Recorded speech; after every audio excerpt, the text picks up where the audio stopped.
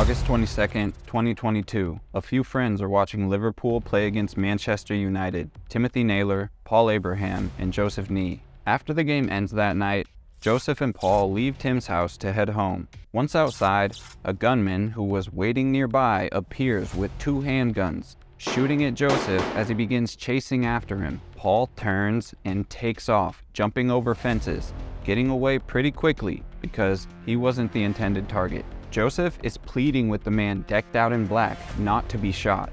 Suddenly, he sees light from a house's open front door, and he rushes towards it, yelling for help. The assailant chased after him into this random family's house, and as the suspect was fighting to get inside, he would fire 2 more shots, one of which struck the mother living there, going through Cheryl Korbel's hand before striking her youngest daughter in the chest. This is Olivia Korbel's story. Welcome back, Darkaholics. This is the dark side of life, where I will be telling you some graphic stories. We must remember that these are real tragedies with real heartbreak. With that being said, let's go.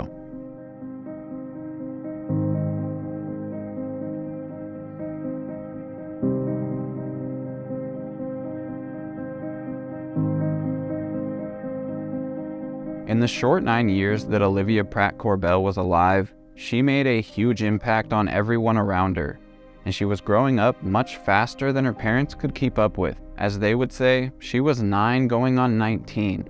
Born to her parents, Cheryl Korbel and John Francis Pratt, Olivia, who would often go by Liv to those closest to her, was not your average girl. She was born 6 weeks early, and from that day forward, she was a positive, energetic light, who was happy to take on everything that life had to throw at her. And she did it with a smile. Growing up with her 2 older siblings, who she was incredibly close to, brother Ryan and sister Chloe, in their family home on Kings Heath Avenue in Dovecot, Liverpool, which is in the UK. By the time Olivia was a toddler, she was already taking control of her life in any way that she could, choosing her outfits for the day, and she was apparently really specific with what she chose to wear according to her parents. They noticed this very early on, as she was already in love with doing her hair, makeup, nails, just getting dressed up. Her favorite color of all time was pink, so her outfits would often consist of that. For being a young, small girl, Olivia had a gigantic personality that was accompanied by the kindest heart you could imagine. She was exceptionally good at socializing and making new friends. It was something that came easy to her, as it was just in her nature to be kind. Olivia's mother, Cheryl, said that Olivia, quote, loved animals and would put their dog Gizmo in a pram, which is a little carriage that sits on 4 wheels that someone can push with a dog inside, adding that she would have been a great lawyer, as she had an answer for everything. Many times, she would surprise me with the answers she would give, and I would have to remember how old she was. She was without a doubt more independent than your average 9-year-old, gracefully enjoying every second of her life. School and the work that came with it was a breeze for her. She excelled academically, and she was a student at the St. Margaret Mary's Catholic Junior School, where her teachers and fellow classmates adored her. Her friends and family now have to keep her memory alive because of one man's careless action. On the 22nd of August, 2022, Olivia and her family had a normal day, with nothing out of the ordinary taking place up until that night. After her parents, brother and sister had all said they loved each other and good night, she was in her bedroom that was located upstairs trying to get some sleep, and Cheryl was downstairs hanging out with 2 of her friends that came to visit. Shortly before 10 p.m., Olivia hears 2 extremely loud noises that frighten her. Cheryl downstairs hears it too, then curiously goes over to the front door to open it and see what's going on out there. With the loud commotion outside, Olivia jumps out of bed to run to her mom for comfort. As she ran out of her bedroom and then down the stairs, Ryan and Chloe can hear their little sister saying, "Mom, I'm scared, I'm scared." What they were hearing were those first 2 gunshots from the gunman shooting at Paul and Joseph in the street. When Cheryl opened up the front door, that was the light that Joseph saw, and fearing for his life, he just started sprinting towards it, screaming to be helped. So Cheryl quickly tries to slam the door and lock it, but she can't. It won't close all the way because she left the latch on earlier that evening for her friends. So Joseph made it all the way to the door before she could close it, and he forced his way into their home. According to the neighbors who looked out their window and watched this all happen, said that the gunman would hesitate for a second, probably realizing that if he chases him in there, he is going to be endangering the lives of innocent civilians. But it didn't matter, as after a slight hesitation, he bolted after Joseph. Now Cheryl and Joseph are trying to slam the door shut and not let him in. Then the assailant would stick his arm in and out of the opening, gun in hand, before eventually 2 more shots were fired. Although he missed and the bullet went through Cheryl's hand, she knew immediately that she had been hit, as she heard the bullet rip through her wrist and it just started spewing blood immediately. So she turns around screaming, "I've been shot," and then she sees her daughter, Olivia, crumpled up at the bottom of their staircase. She had been hit by the same bullet that went through her hand. The neighbors would then describe hearing the worst screaming that they've ever heard in their life, as Cheryl realized that she had been shot in the chest.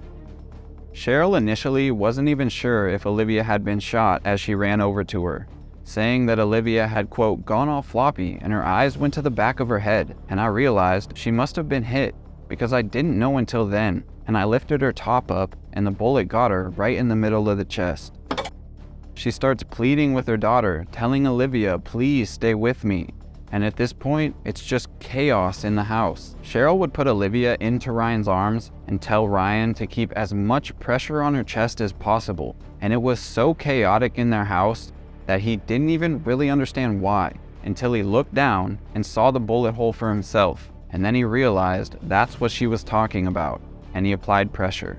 Shortly after this, one of the neighbors heard Cheryl's cries for help and ran into their home to perform CPR on Olivia. According to Ryan, it was at that point that her lips had gone blue, she wasn't really bleeding out of her gunshot wound, and he knew that it was over.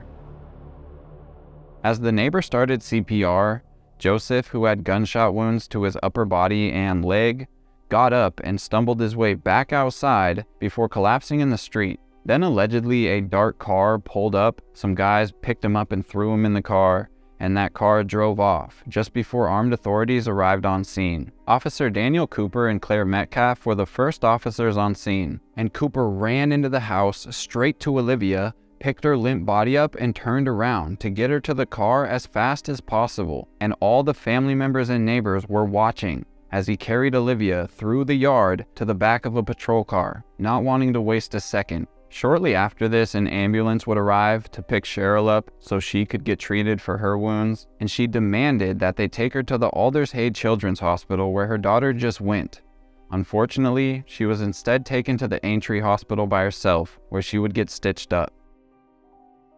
Olivia wasn't as lucky though, and ended up passing away about an hour after arriving at the hospital. I can't imagine how her mother felt being taken to a separate hospital and then being there while their daughter passed away. I would feel beyond infuriated and helpless. It's like they lost Olivia in the blink of an eye. Within minutes, it just all happened so fast. Police are now on the hunt for this gunman, and they would make several arrests before releasing them all but one. That being 34-year-old Thomas Cashman. He was taken into custody as the accused gunman in this crime, and he is currently on trial. CCTV footage was shown to the jurors and released to the public of Cashman running away from Olivia's house the night of the killing. It's stated in multiple reports that Cashman had been keeping an eye on the house where Joseph was all day the day of the shooting, allegedly just passing by or visually checking on the house on 12 separate occasions throughout that day, just waiting for the perfect opportunity to attack Joseph, deciding to do so when the game was over, chasing him down the street, then up a driveway into Olivia's house, while simultaneously Olivia gets out of bed to come hug her mom out of fear. As she got to the bottom step, those shots were fired. With the fucked up timing, she took the bullet that was intended for Joseph, and she never saw it coming. A witness would later come forward who had previously been intimate with Thomas Cashman, saying that the night of the killing, he came to her house while she was sleeping. She woke up to him tapping on her leg or something, and he seemed to be in a really agitated and paranoid state as he asked her for a new pair of pants, while also muttering out something along the lines of, "I've done Joey," furthering her suspicion that he had done something wrong. Then when she learned that a 9-year-old girl had lost her life, she knew that she had to come forward with this information. During the trial, this woman, who isn't being identified publicly, and Cashman's defense would get into some heated exchanges over the reward money and her getting her nails done the day after Olivia's death. But when pressed about why she's even coming forward and giving information about Cashman, she explained it's because a little girl lost her life and she can't forgive that. Authorities apparently swooped in on her and her daughter while they were riding a train, and it scared her, and she would later say in court regarding Cashman, quote, "If he was any sort of a man, he would just fucking own it. I can't believe he's making this family go through what they're going through. It's a child. It's a child. She can never go home again. It breaks my heart." Although the defense claims that she's doing it for the reward money because she's resentful and is trying to ruin the defendant's life after their love life turns sour, the trial is still going on for now, so Thomas Cashman is indeed innocent until proven guilty. The charges that he's facing are murder for Olivia, attempted murder on Joseph, wounding with the intent to inflict grievous bodily harm for shooting Cheryl, and 2 counts of possession of a firearm with intent to endanger life for both handguns he was carrying that night. He has denied all charges.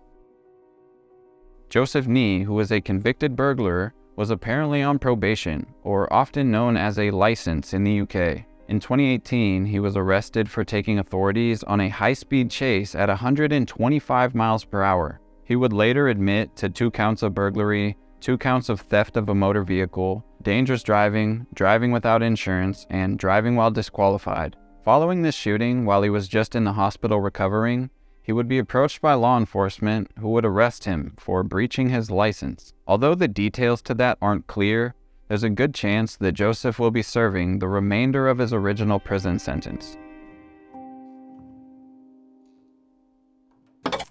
In just 9 short years, Olivia learned how to enjoy every second of her life, touching so many hearts in the process. Her ability to hold a conversation at such a young age was special, and her family is missing her every single second that goes by. She was growing up quickly and becoming so wise at her young age. It was truly fascinating for those lucky enough to know Olivia. The fact that she was only running to her mother out of fear and ended up being killed by a reckless stranger chasing his prey into their house is devastating. The students and teachers at her school miss her smile walking through the door, and it's been drastically different after losing her bright light that she carried with her every day. They wanted to make a permanent memorial at the school for Olivia. I'm just not sure if they did. Another fundraiser that raised over £4,000 was for a memorial garden they wanted to put in the community hub to further keep her memory alive. I just don't know if it's finished yet. Either way, I have no doubt that Olivia will never be forgotten, and her memory will be kept alive. Not long after her tragic passing, they would hold a service for her, and attendees were asked to wear a splash of pink for Olivia because that was her favorite color. Unsurprisingly, hundreds of people were present to show love and respect to Olivia and her family. Cheryl would say at the end of the service, quote, "Olivia touched so many people's hearts and was loved and adored by everyone. I will never say goodbye, but what I will say is good night. Love you, see you in the morning." That line is heartbreaking, knowing she has to wake up without her beautiful daughter now. A stunning little girl taken way too soon. Rest in peace, Olivia Pratt-Korbel.